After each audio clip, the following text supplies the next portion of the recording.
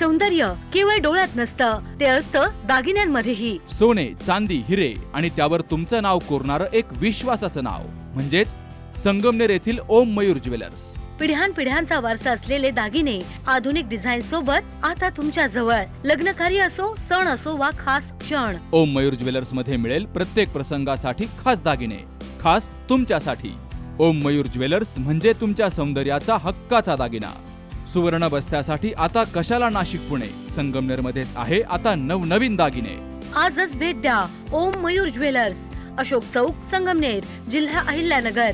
संपर्क 9372 012 044. मच्छिंद्र धुमाळ, करंजी ससाने, मनीष गांधी आणि दत्ता पानसरे यांनी महायुतीचे उमेदवार मान्य प्राजक्त दादा तनपुरे यांना पाठिंबा दिला आणि आज ही निवडणूक अहिल्यानगरची बिनविरोध झाली. मला विशेष करून दत्ताभाऊंचं अभिनंदन करायचं पानसरेंचं. तर त्यांनी अतिशय सकारात्मक भूमिका घेतली म्हणून आम्हाला निवडणूक बिनविरोध करता आली. माझे सहकारी संग्राम भैया जगताप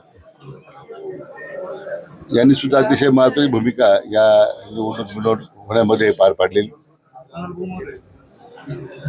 असंख्य महायुतीचे कार्यकर्ते यांनी ह्या संपूर्ण प्रक्रियेमध्ये आपलं योगदान दिलं. मला विशेष आभार मानायचे आहे राज्याचे लोकप्रिय मुख्यमंत्री माननीय देवेंद्रजी फडणवीस साहेबांचं की त्यांनी ह्या निवडणूक बिनविरोध होण्यामध्ये एक मोठी भूमिका घेतली आणि त्यांच्या नेतृत्वाखाली आज आपल्या महायुतीचे उमेदवार माननीय प्राजक्त दादा तनपुरे या ठिकाणी अजून अधिकृत निकाल घोषित केला नाही पण बिनविरोध होतील.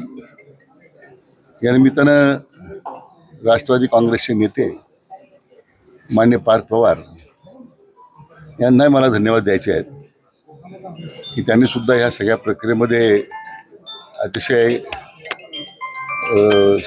सकारात्मक भूमिका घेतली. राष्ट्रवादी काँग्रेसच्या कार्यकर्त्यांना त्यांनी सूचित केलं, त्यामुळे त्याचं मोठं योगदान राहिलं. यामध्ये विशेष करून आपले माजी खासदार डॉक्टर सुजय विखे पाटील यांनी सुद्धा या निवडणुकीत एक महत्त्वाची भूमिका बजावली. आमचे सर्व महायुती, भारतीय जनता पक्ष, राष्ट्रवादी काँग्रेस, शिवसेनेच्या सगळ्या कार्यकर्त्यांचं, पदाधिकाऱ्यांचं मनापासून मी या ठिकाणी त्यांना धन्यवाद देतो. आणि एक चांगला विजय या जिल्ह्याच्या उद्याच्या विकासामध्ये या सामंजस्याच्या राजकारणाचा परिणाम विकासात कामाला अधिक गती मिळेल अशी मी आपल्याला खात्री देतो. खरं तर त्यांनी माघार घेतली, त्यांना काही शब्द देण्यात आले की काय म्हणजे नाही, शब्द काही दिले नाहीत आपण, कारण काय शेवटी नाही, आता दोघंही सामंजस्य समजूतदार कार्यकर्ते आहेत. राज्याच्या व्यापक हिताच्या दृष्टीने आपण राज्याचे प्रमुख माननीय मुख्यमंत्री देवेंद्रजी फडणवीस साहेब यांच्या आव्हानाला आपण प्रतिसाद दिला पाहिजे. कारण ज्या गतीनं हे सरकार वेगवेगळ्या आघाड्यावर निर्णय करतं त्यामुळे निश्चितपणे या सरकारच्या बद्दलचा एक विश्वास जो जनमानसामध्ये तयार झालेला आहे त्यामध्ये आपण या विकासात्मक प्रक्रियेत राहिलं पाहिजे ही भूमिका त्यांनी घेतली. सर 3 तासाआधी ते दत्ता पानसरे निवडणूक काही करून लढणार अशी इच्छा व्यक्त केली होती आणि त्यांचं म्हणणंही होते, पण असं काय केलं की 3 तासानंतर त्यांची इच्छाच बदलली? नाही, असं की बरेच गैरसमज असतात या सगळ्या प्रक्रियेमध्ये. बऱ्याच वेळा आमच्यामध्ये मतपत्रांतरमध्ये करण्यामध्ये काही मध्यस्थी लोक असतात, काही अनेक फोर्सेस ॲक्ट होत राहतात. निवडणूक म्हटल्यानंतर विरोधी पक्षाकडूनही काही ना काही प्रमाणामध्ये बुद्धिभेद करण्याचा प्रयत्न होतो. कारण आज राज्यातली महाविकास आघाडीची जर अवस्था पाहिली तर पूर्णपणे ती सपशेल त्यांनी या निवडणुकीत तोटांगण घेतलेलं आहे. खरंच अशी अवस्था आहे. आणि त्यामुळं जी माणसं महाविकास आघाडीची ती बुद्धिभेद करण्याचा प्रयत्न करत होती ते थोडं नंतर लक्षात आलं की हे आपल्याला फक्त राजकारणासाठी आपल्याला बळी द्यायला निघालेली आहे.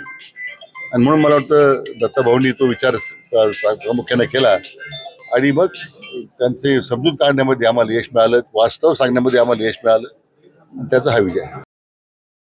कुटे हॉस्पिटल आणि लेप्रोस्कोपी सेंटर, हाडांच्या फ्रॅक्चरच्या सर्व प्रकारच्या शस्त्रक्रिया, दुर्बिणीद्वारे सांध्याच्या शस्त्रक्रिया, दुर्बिणीद्वारे गुडघ्याच्या दोरीच्या शस्त्रक्रिया, modular operation theatre, ICU, ventilator, pathology lab, x ray, 24 तास औषधालय, generator backup, deluxe, semi deluxe, special, semi special rooms, cashless mediclaim, सर्व प्रकारच्या शासकीय विमा योजना, रुग्णांची आपुलकीने काळजी घेणारं सुसज्ज, स्वच्छ, प्रसन्न रुग्णालय, Kute hospital and laparoscopy centre, Tajne Mala, Navin Nagar road, Sangamner, जिल्हा अहमदनगर.